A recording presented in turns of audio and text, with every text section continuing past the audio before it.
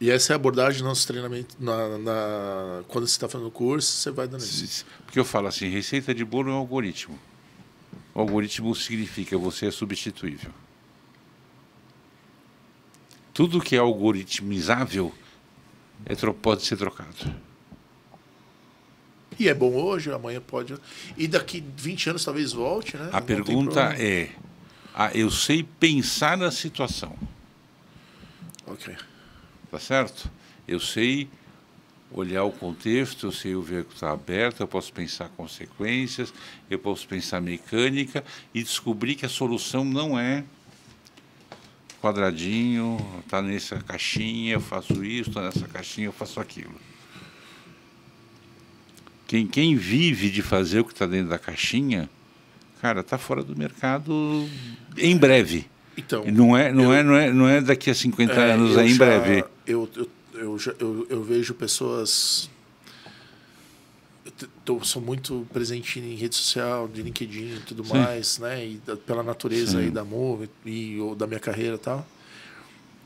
Tem muita gente já sofrendo já. Porque essa onda já está pegando já.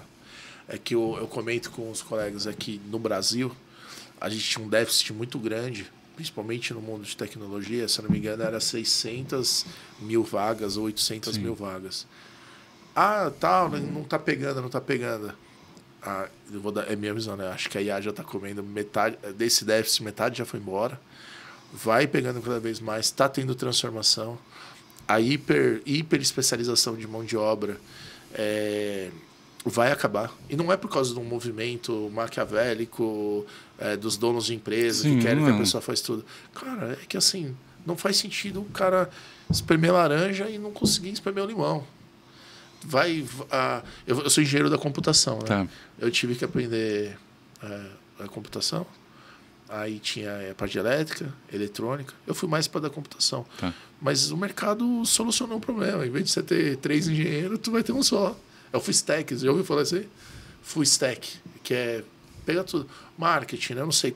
O marketing está tendo essa transformação de carreiras, novos nomes.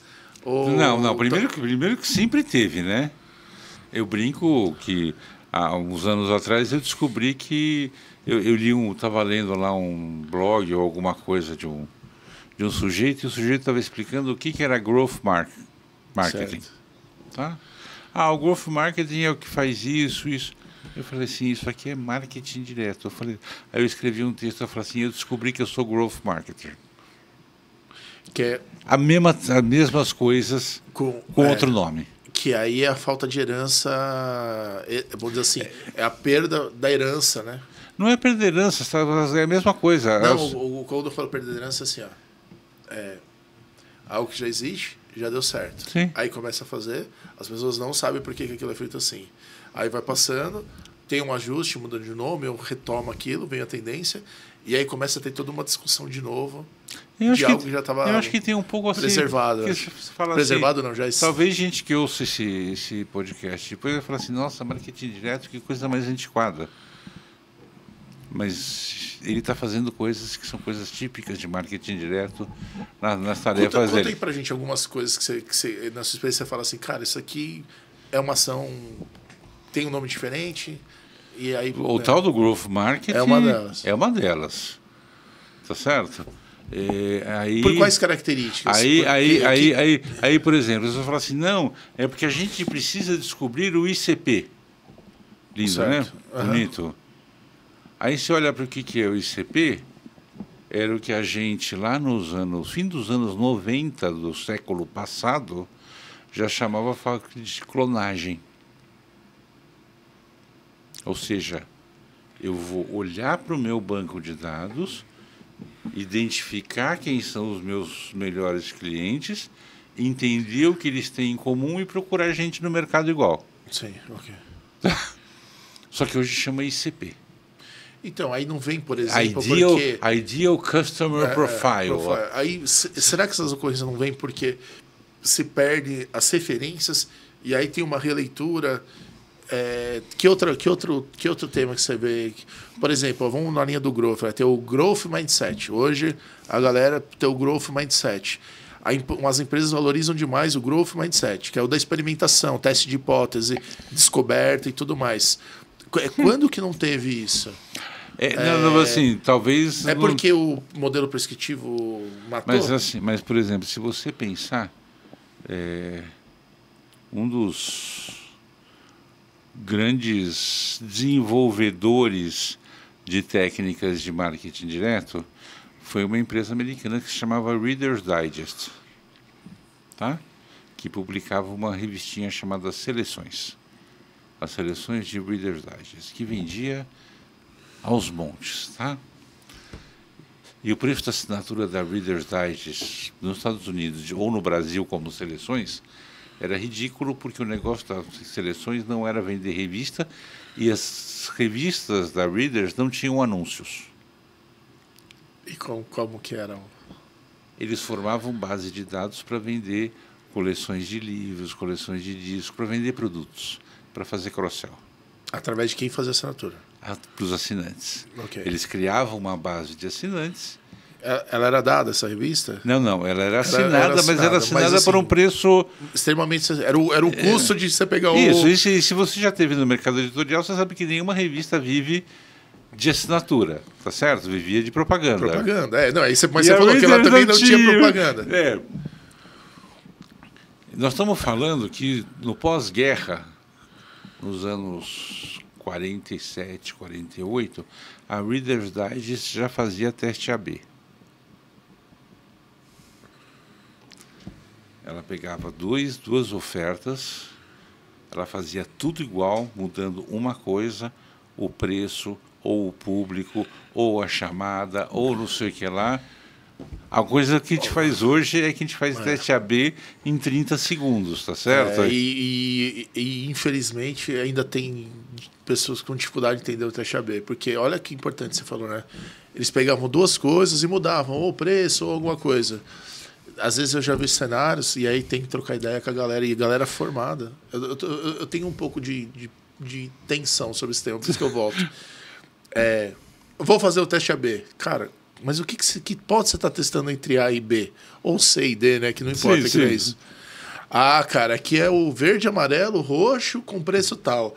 Aqui é verde, vermelho, pink com neon, com 5 pretos. Cara, como é que você vai... nada. Você não está testando nada. O que está fazendo a diferença? E aí você tem que gastar um tempo.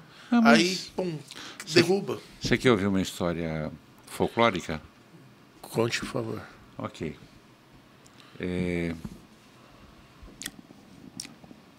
Eu trabalhei uma época para um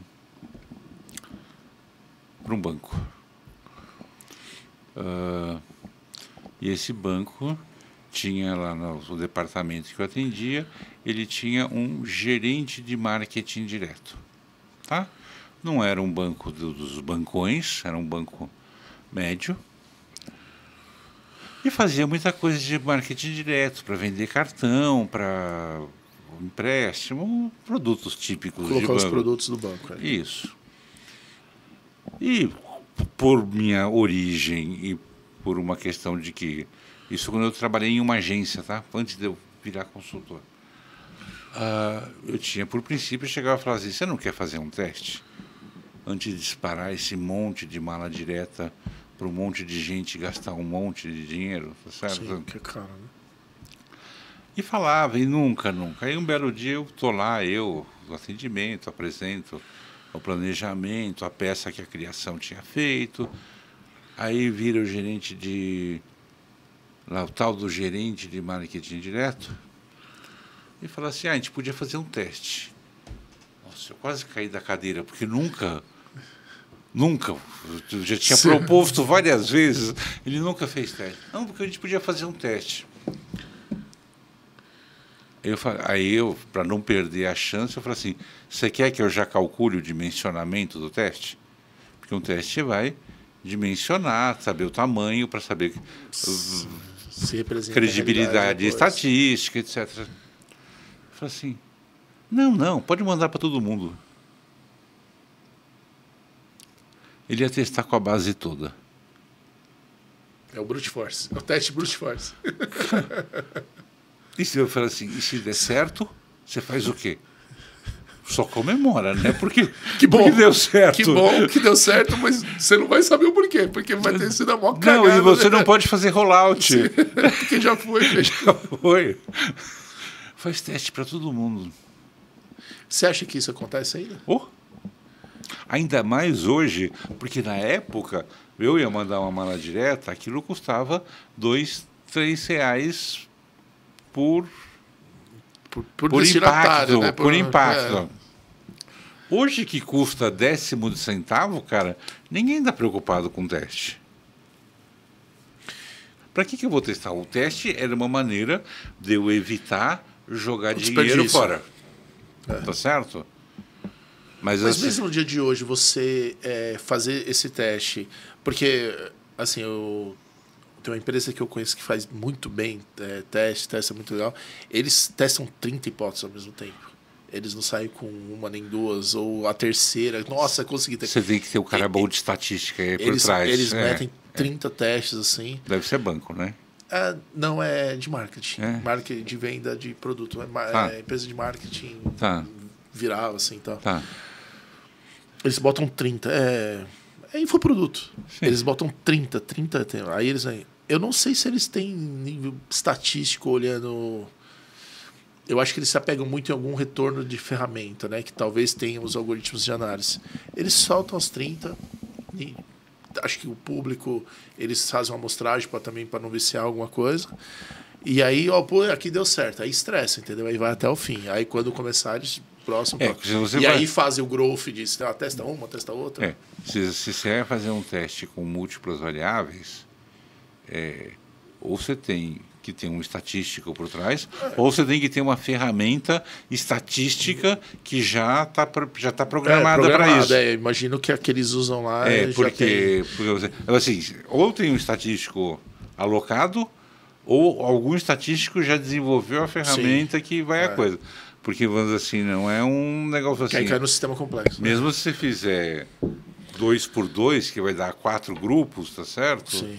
Já começa a falar assim, que grupo, qual é o tamanho de cada grupo, qual... Perfeito. Uma coisa que eu vejo muito hoje em dia é a questão da personalização, né? Personalização em massa no marketing. A hiperpersonalização, o pessoal já fala.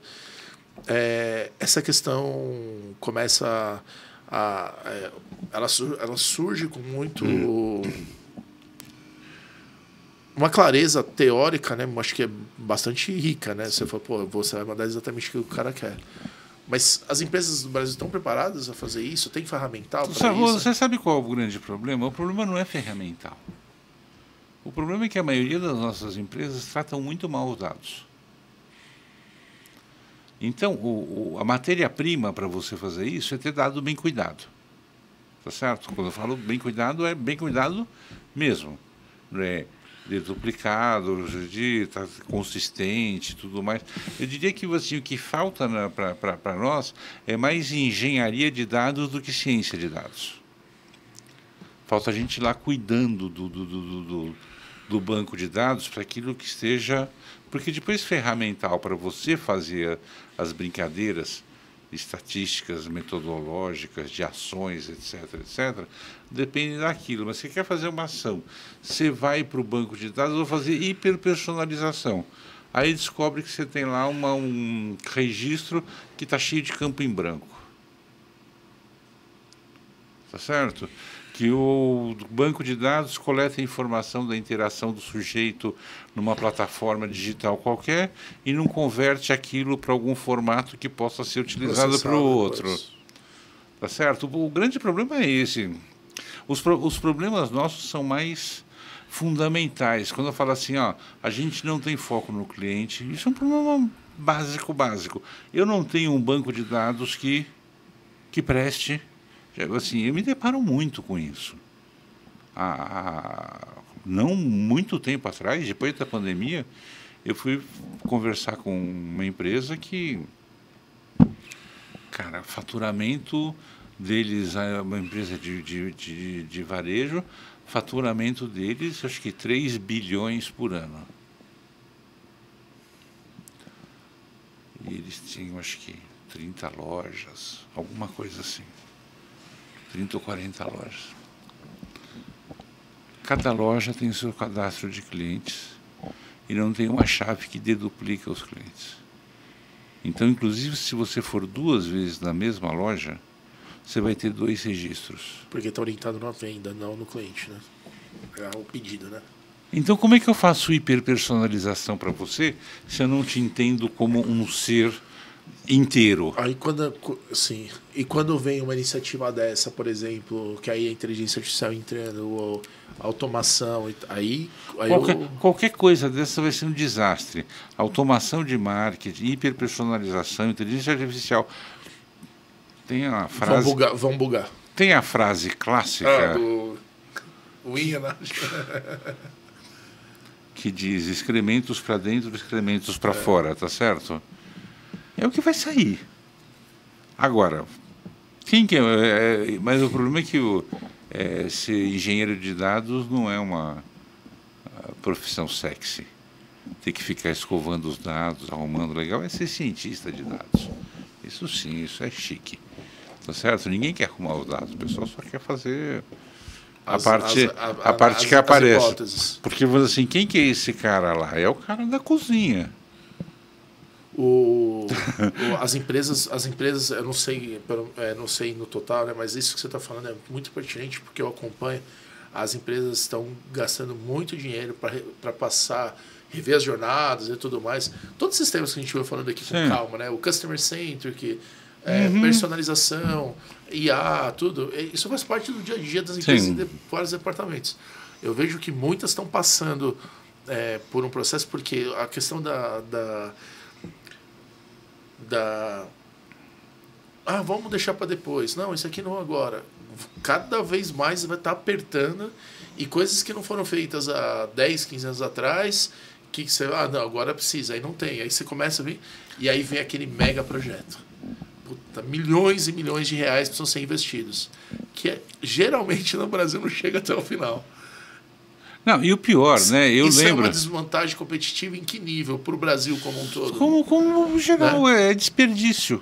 Porque eu faço aquela coisa besta que eu troco o meu serviço de atendimento a cliente por um robô de inteligência artificial, em que a maioria deles não entende o que você está falando. Talvez agora, usando com agente de IA desses de LLM melhore.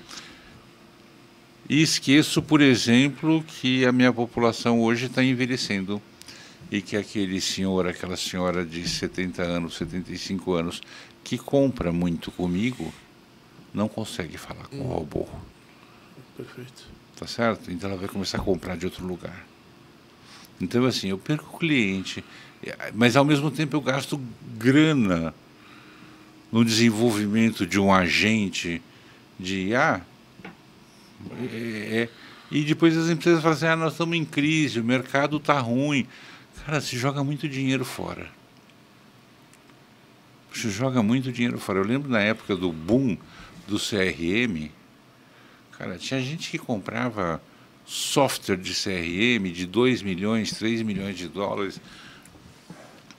Uma vez, num desses lugares por onde eu andei, a pessoa falou assim, não, a gente quer comprar um CRM. Eu falei assim, para quê?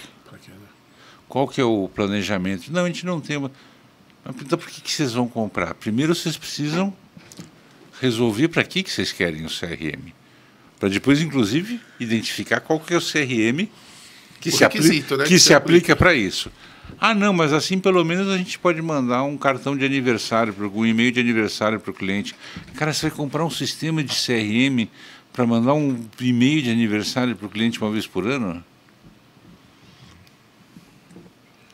Mas é tipo, todo mundo tem um sistema de CRM, eu preciso ter um sistema de CRM. É de novo, a gente cai no FOMO de outra vez. Sim. Como que eu fico nessa? Então, eu acho que a gente tem essas questões. Assim, a gente se encanta muito pela tecnologia sem pensar no que a gente vai fazer com ela. Isso é uma coisa muito típica do mercado.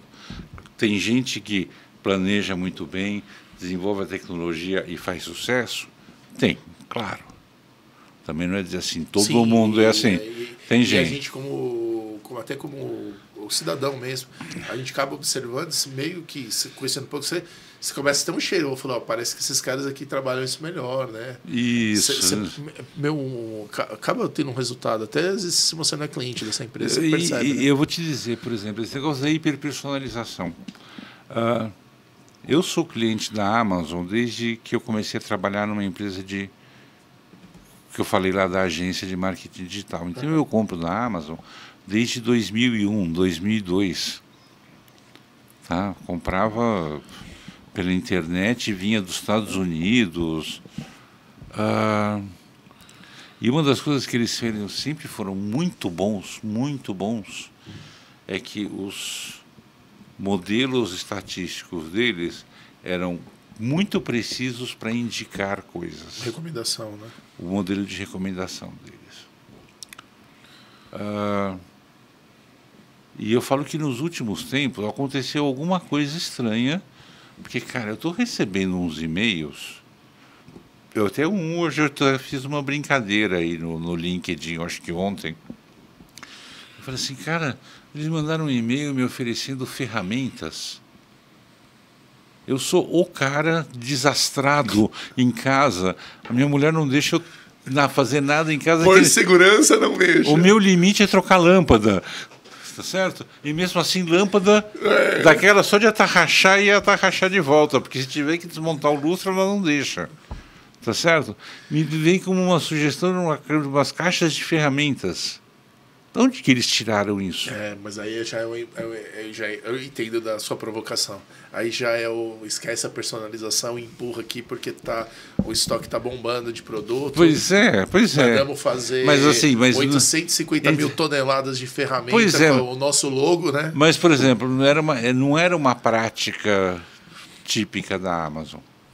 Mas é uma prática típica já de outros mercados, que é o da produção gerar demanda. Ou né? talvez Produz e empurra. Ou talvez de uma gestão brasileira da Amazon com BR. Produz e empurra. Né? Que é uma das coisas. Não saberia dizer isso, mas assim, tá. Então, assim. O mercado chinês é conhecido por fazer isso, né? Eles inventam aqueles negocinhos de ficar girando. Sim. Aí você fala, pra que serve isso? Aí eles começam, vai. Quando você olha, tem o cara lá na praia. É que eu tô pegando alguém que sempre foi um modelo de boa recomendação e que de repente está desandando. O que está fazendo desandar? Não sei. Colocar em detrimento um resultado. Agora, sim, como que eu vou fazer? É lindo. Você vai lá no Summit de não sei o que, o Summit de não sei daquilo, e os caras vão falar assim, não, porque a tendência do marketing agora é a hiperpersonalização. Eu adoro esse povo que fala de tendências. Eu adoro os futuristas de palestras, são maravilhosos. Cara, como que eu vou fazer hiperpersonalização se eu não conheço o cliente? Porque eu não tenho dados bem cuidados dele. Tá certo?